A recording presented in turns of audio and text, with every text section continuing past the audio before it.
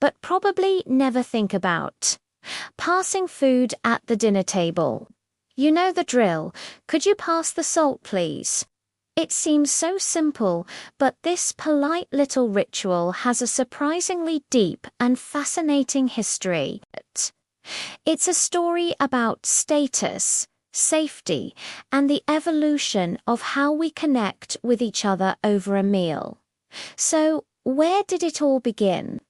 Let's rewind the clock a few hundred years, back to the grand, chaotic feasts of medieval Europe. Forget neat individual plates. Picture long, crowded tables where people ate from shared trenchers, big slabs of stale bread that soaked up all the juices. In this setting, reaching across someone wasn't just rude, it was a logistical nightmare and a potential power play. Grabbing for the best piece of meat could easily be seen as an aggressive act. Dining was a public performance of your social standing. If you were important, you sat closer to the host and the best dishes near the fancy salt cellar. If you weren't, you were below the salt, and getting food passed to you was a sign of favor from someone of a higher rank. The act of passing was a clear demonstration of the social hierarchy right there on the dinner table.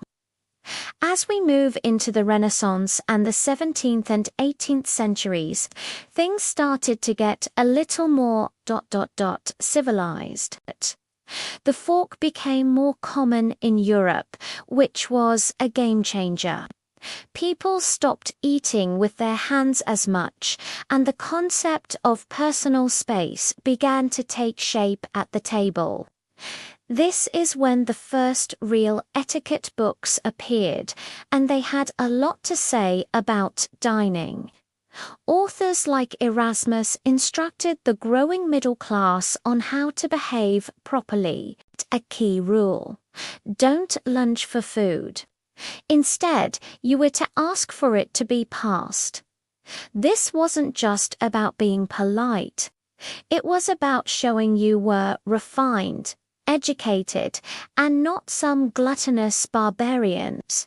Passing food became a signal that you belonged to a new, more sophisticated class of people. Now, let's talk about a specific rule you might have heard. Always pass the salt and pepper together. Ever wondered why? This tradition has a couple of potential origins. One practical reason is that it's simply more efficient. If someone asks for the salt, they'll probably want the pepper soon after. Passing them together saves time and multiple requests. But there's a more symbolic, almost romantic explanation. Salt and pepper are the ultimate culinary pair. They go together everywhere. Passing them as a set came to symbolize completeness and togetherness. Separating them was seen as slightly bad form, like breaking up a happy couple. It's a small detail, but it shows how much meaning we can pack into these simple table gestures. And what about the direction you pass the food?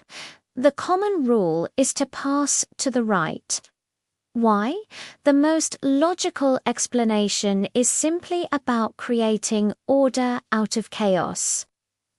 If everyone passes in the same direction, it creates a smooth, predictable flow around the table. No more awkward moments of two people trying to pass different dishes across each other. It's a simple system that prevents collisions and keeps the meal moving along gracefully. Some theories suggest it's because most people are right-handed, making it easier to receive a dish with your dominant hand while your left hand is steadying your plate. Whatever the origin, it's a rule that just works, creating a harmonious and efficient dining experience for everyone. So, the next time you're at the dinner table and someone asks you to pass the potatoes, remember you're not just moving a bowl. You're participating in a centuries-old tradition rooted in social status, safety, and the shared human desire for a pleasant, orderly meal.